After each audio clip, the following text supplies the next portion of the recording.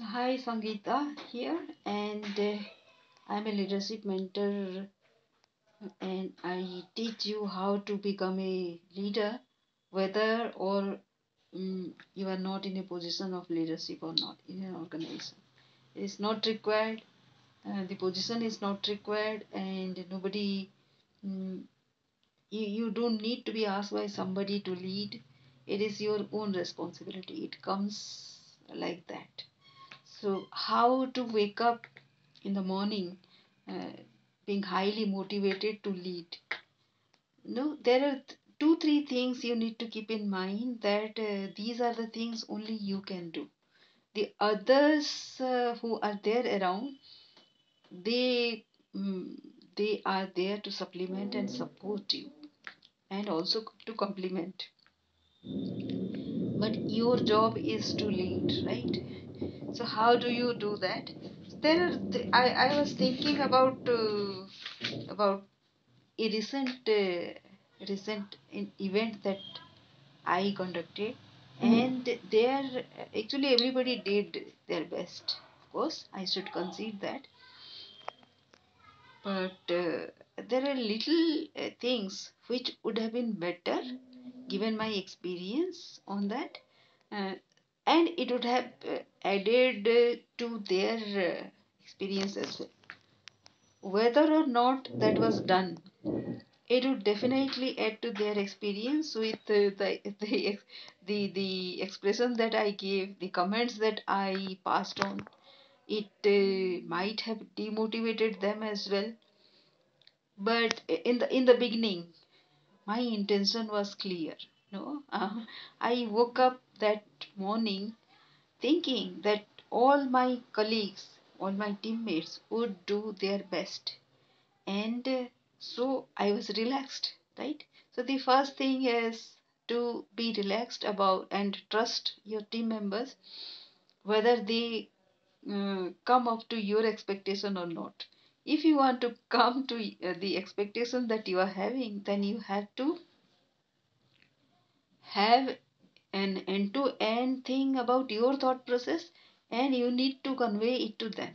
Otherwise, there will be their own understanding and they will execute, and for the sake of leadership, the leader needs to allow the team members to try. So that is the first thing. And here my learning was I could have done an end to end thorough thought process brainstorming with the team, right? So that is one way of uh, uh, waking up motivated end to end. You The leader needs that to convey to the team, so that in the process he or she, in my case I would have conveyed them my expectation, and would have listened to theirs, right? So that is the first thing, and I woke up motivated because I knew my team would do a great job. Then the second thing is conviction and consistency. Conviction about the trust, a factor that I have in my uh, whole process, and that requires a lot of freedom for my team members to act and react and add and innovate and do something new innovate, right? So that is the freedom they require, and that is the consistency I should have, and I had that consistency that day. And conviction, yes, but when you don't see something happening according to your expectation, you do feel frustrated, a little disappointed, and you know how to conceal that as well, right? Your conviction is broad, your consistency is to elevate and empower and serve the team. That was done, and in the process, when the team gets empowered, you allow them space to operate, and then and then have that experience to come up to your level, your expectation someday, and maybe they will surpass your ability as well. So the and this acceptance of self is something very very important uh, to wake up in the evening. Otherwise there will be lot of anxiety and lot of apprehension, and it will not motivate anybody, not me, not you, nobody. So the conviction that I would have the trust over my team was the next thing which woke me up very very motivated in the morning, that particular team. And the third thing is revisiting your dreams. See, these things come and go, small things come and go, but the bigger dream is there intact. I'll tell you one small thing. The dream is what? Like say, of a time when you will have all that you have dreamt of, and you are very happy having them, right? So everybody knows that once the dream gets fulfilled, then it is no more a dream. It becomes a reality. So your dream should be something else, and in that process, I was trying to think of what will be my dream thing. What will make me happy? A bigger vision, a bigger goal, achieving something substantial, and getting recognized in that process is a part of whatever all that I have dreamt of. That gives self satisfaction, and yes, that is how happiness happens. But should I stop at that, or what will be the symbol of my satisfaction, and how I'll celebrate it, right?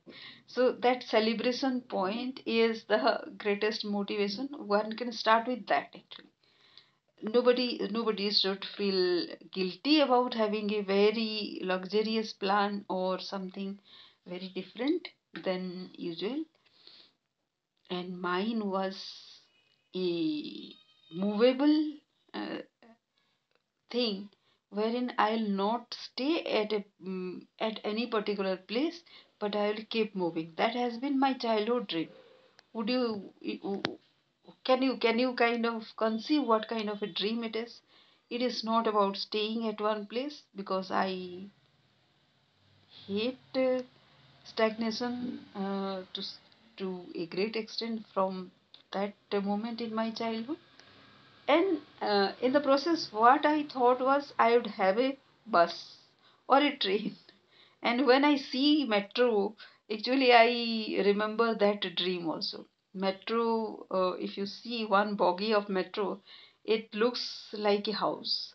And at one end of that bogie, one can have a kitchen, one can have the bathroom, and the other places are resting, dining, and living kind of space. For my kind of living, I I need lot of people to be around as well, and also my own silent times. So both the things are possible in a metro bogie, which can be turned into a house, right? So that kind of movable house I had thought of, and yesterday I saw somebody's private jet. I never even imagined a car for myself, because that is not a luxury symbol for me. For me, it is it is any house that is movable.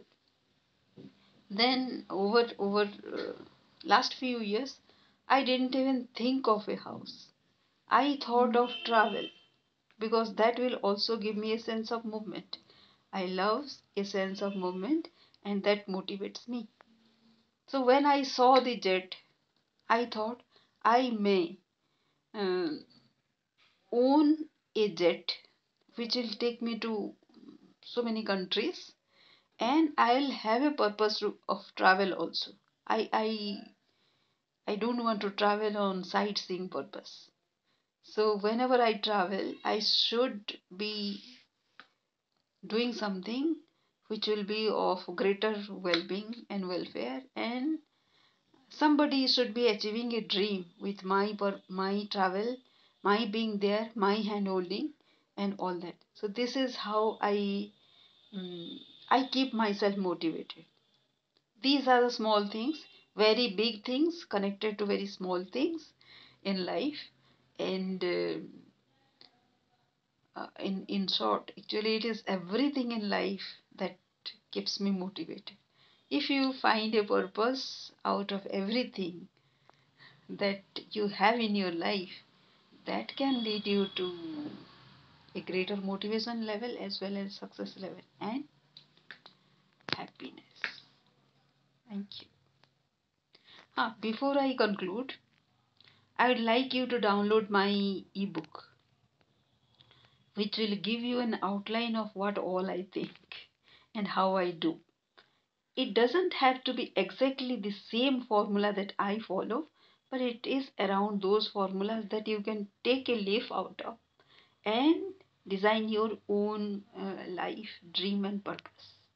Right? So, in the description somewhere below, please click that link.